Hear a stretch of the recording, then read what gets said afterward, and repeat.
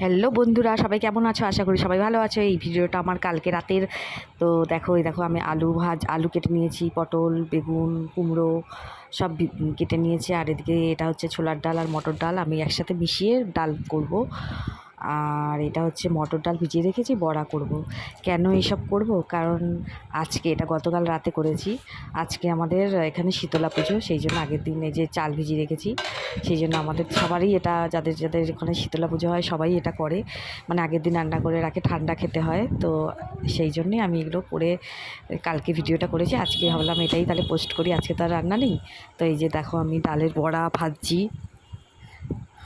মটর ডালের বড়া। এই রান্না আমার কমপ্লিট হয়ে গেছে। এই যে আলু ভাজা, বড়া, ডালের বড়া, এই বেগুন ভাজা, পটল ভাজা, কুমড়ো ভাজা, আর এই হচ্ছে আমার ডাল, একদম মাখা মাখা করেছি ডালটা। আর এই আমার ভাতটা এখন গরম। আর আমি এটা সকালবেলা উঠে জলটা দিয়েছি ভাতে, পান্তা ভাত। এই হচ্ছে আমার আজকের দুপুরের মেনু। দুপুরে সকালে দুবেলা রান্না করে রেখেছি।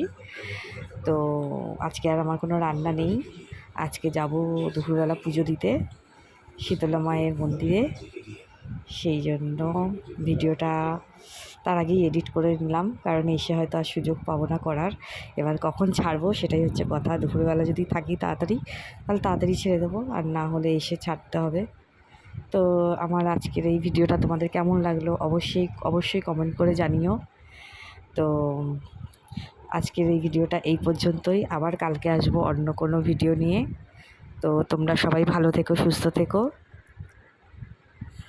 ওকে, বাই, টাটা।